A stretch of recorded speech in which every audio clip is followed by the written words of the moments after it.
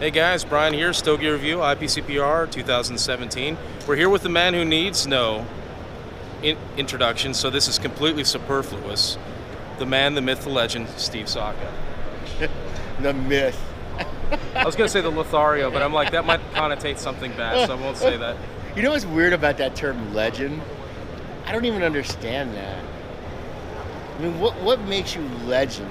I think people tell stories about you. They're probably not even true, but Right. I don't they're know. whispered around Let me say this, campfires. I never think of myself in those terms. I think that's what makes you you eminently likable to the But I'm a average dick Joe. too, so That also makes you very I mean, likable to the average guy. Because I mean, most people are very nice, you know, and they're like trying to get you to this or get you to that, and want to make you feel warm and fuzzy. And I've never been that guy either. Yeah, but there's definitely, I think the honesty. People admire the honesty, and they like the strong opinion because there's a lot of wishy-washy people out there. Somebody will just Opinions, say I what got. it is. I got opinions. Yes, opinions. Yeah. Give us some opinions now. Now some opinions now. Oddly enough, you know, coming into this trade show, I was kind of disappointed with all the nonsense in the beginning and the change of venue and whatnot. But I actually, surprisingly, I actually like it over here at the convention center. Oh, you do? Yeah, I do. I actually think it's better. You know, because what's happening is the buyers are coming and they're actually spending more time on the show floor because it is as convenient to leave and go away for lunch. You know what I mean? Yeah, so So- you got the draw of Vegas, but without the direct access to Right, the without the strip. direct access to the strip. So I actually think you're getting a lot of people spending more time rather than, oh, let me bang this out so I can get back to the tables, or I have a 2:00 lunch that I'm going to go to, and you know, oh well, it's 3:30. I'm not going to bother going back today. You know what I mean? Yeah. I mean, when you come over here, you're here until you decide you're leaving. Yeah. You know, there's no bounce in, bounce out, and I don't know what the show floor is like, so I don't know if it's busy or not busy. I only know what our little corner of the world is, and I know that we have written more business by the end of day 2. We've written more than we wrote all of last year. That's excellent. So yeah, so the number of retailers that are here, I don't know whether it's up or down, but I do know that for us, it's been very, very good. So when we walked in, I saw you using an instrument that you were stabbing into the foot of cigars. What were you doing there? Yeah, it's called a pocket. In fact, I have it still here on the thing. It's a pocket psychrometer, and what a psychrometer is rather than measuring like relative humidity, it actually measures absolute moisture content. So when you're prepping tobacco to work on the table, you have to moisten it in order to be able to use it. And typically what ends up happening is you end up moistening that tobacco to where it's holding about 15 to 16% water. Yeah. Okay, in order to make it supple enough for you actually to roll and pass the wrappers and whatnot. The problem is at that point it's really very hard to smoke. And particularly it's not as bad right then if you smoke it off the bench, but over the next couple days that moisture then migrates into the leaf and it actually plumps up all the cells. So ultimately what ends up happening is the tobacco is just too wet, and it'll do a couple different things. It'll obviously make the draw tighter. The other thing it'll do is it'll affect the combustion, and it'll also affect the way the cigar tastes. So when we first put cigars into the aging room, we're not putting them into age. What we're actually doing when we put them in escapartes initially is to wick away the moisture that we had to introduce during production. Because really, ideally, and every cigar maker you talk to has a different number. AJ has a number, I have a number, blah, blah, blah. For me, my number is 12%. I like for cigars to be about 12% before they get boxed. That's a little bit higher than what I like them to smoke at. I'd rather smoke around 11.5, 11.7, but you want to pack them just a little tiny bit moist because that helps to minimize damage in the box. But you certainly don't want to take a cigar that's got 14.5% moisture and put it in the box, because that cigar is never going to wick that excess amount. So with the new brand that we have at the show this year, it's called Todos Las Dias. Even though these cigars were rolled over 12 weeks ago, they have not wicked their moisture out. A milder blend, lighter tobaccos, typically 3 weeks will do it. A heavier blend, typically 7 weeks. So these had 12 weeks, so they definitely should have been fine. But what I'm finding is the tobacco is holding on to too much moisture. So That's interesting in this dry environment. well, I've had them sitting out for 5 days here. So what you can do is you insert the probe in, and you can see it's reading 13.5. So for me, this cigar still has too much water in it for optimal smoking. for optimal smoking. So I didn't know whether I was going to share any samples, but what I decided to do is I decided to just individually test every cigar, and the ones that are at 12, I'm saying, okay, you can smoke it. If it's over, 13, no, I'm not giving it to anybody at all, because I don't want anyone. Look, cigars, whether you like it or you don't like it, is a personal opinion, and everybody's going to make that judgment. What I don't want is I don't want them to smoke it when I know it isn't really ready to be smoked, and for them to make a judgment on it. I want them to smoke it the way it's supposed to taste, the way it's supposed to burn, the way it's supposed to draw, and then if they don't like it, they don't like it. But I don't want to hand somebody a cigar and say, well, they're kind of wet, they're going to be better in 6 weeks. Yeah. That's no good. It's no good. Look, and you see it all the time here at the trade show. You've been coming how many years?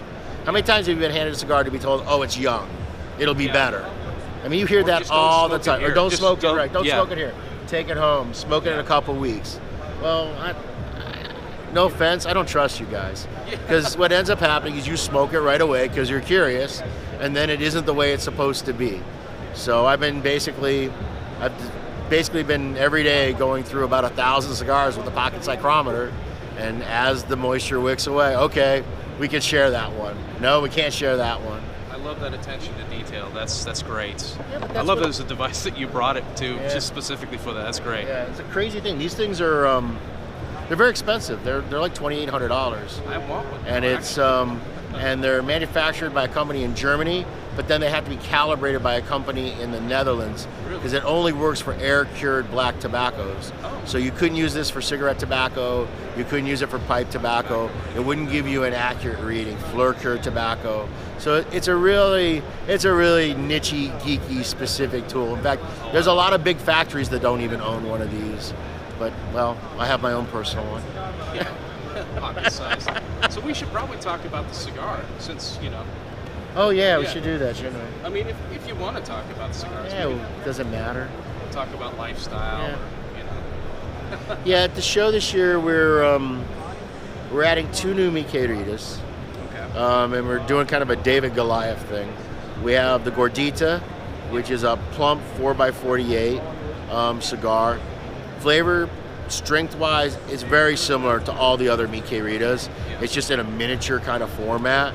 And the thing about it is, even though it's diminutive in size, it's really big on flavor. And it also, surprisingly, this cigar is going to smoke for 45 minutes to 60 minutes. So, yeah, but it's well packed. It's well done. So it's don't go, oh, well, that's a 25-minute smoke. It isn't. You really are going to get 45, 50 minutes out of it, no problem. Well, you would definitely enjoy it more at the 55 minutes point than at the 20 minute. You would think, anyway. Yeah, well, what I care about is, when you look at it, it says, wow, that's $8 for that. But the truth is, it actually lasts longer than probably 90% of the Robustos in the marketplace. So you're actually getting better smoking, more smoking out of the Gordita. And then the other one we have is on the Goliath size. We have the Mas Sucia. The Mas Sucia is a 7x64 baseball bat, and it's actually blended stronger than the other Mi Queridas. Okay. It's actually got a bit more oomph, and it's really meant mostly for, there's a ton of big cigars in the marketplace. I wanted to make something that would stand out, so it's probably really good for, if you're a guy that likes diggers, this would be a good change of pace. You know what I mean? Because it's got that type of octane level, that type of heaviness, yeah.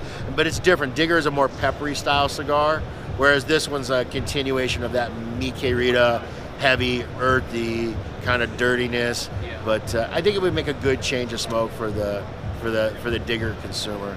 Can you think of any other big monster cigars that are strong? Because most of them are kind of mild when they get those big giant sizes. The blends in those bigger sizes tend to mellow out. I'm trying to think.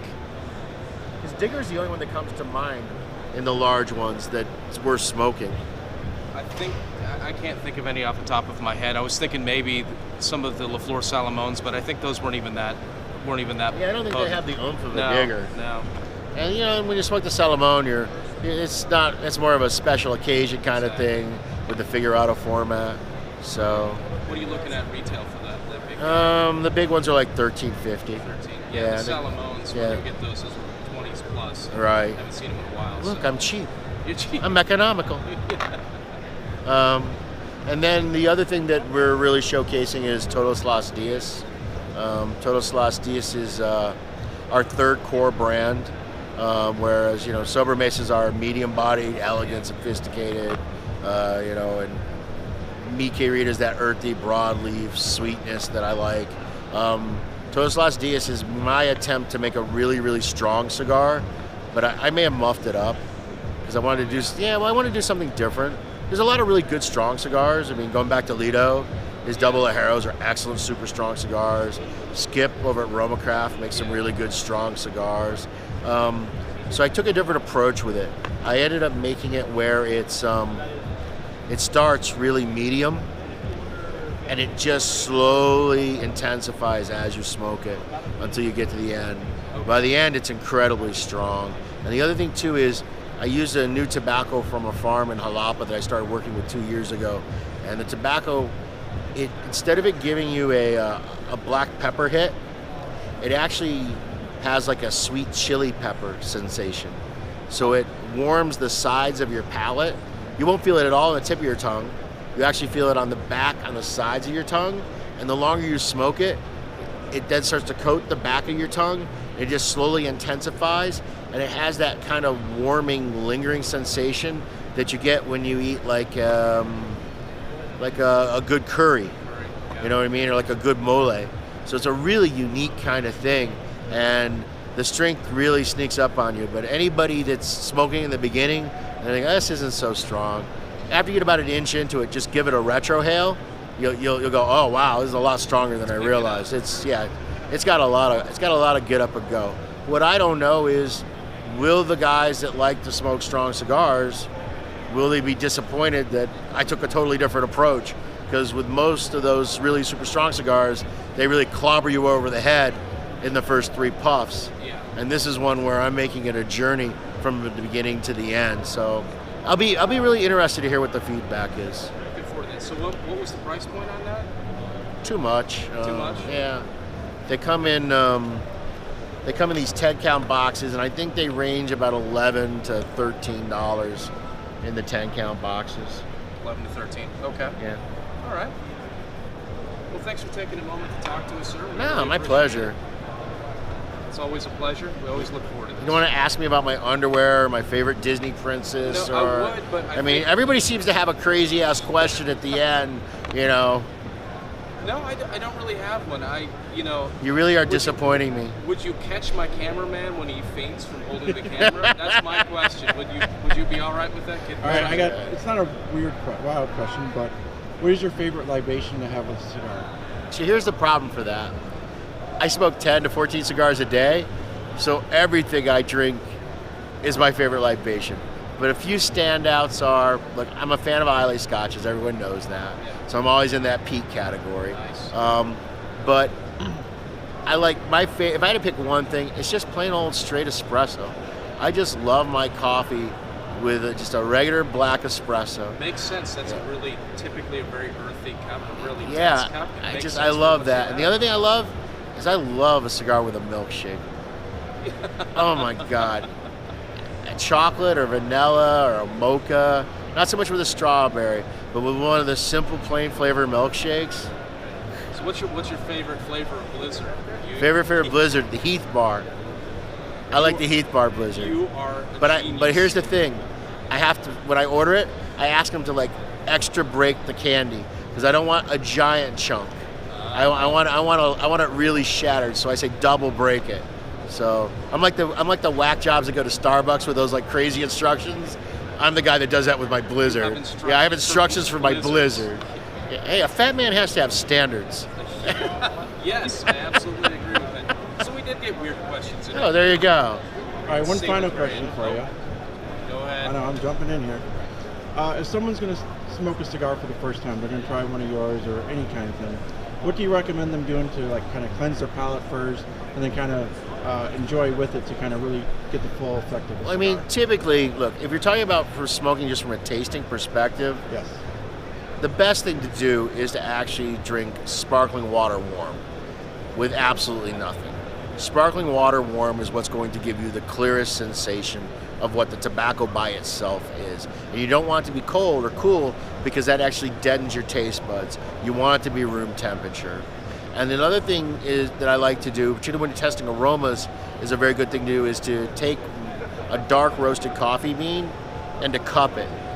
And the reason why that is the aroma from coffee is so intense that by taking a deep inhalation of coffee, it kind of just resets your olfactory senses so that you can then discern the way the tobacco is as you're smoking it. So that's a really good reset for that. But that's from when you're saying, hey, I'm actually really want to focus and concentrate.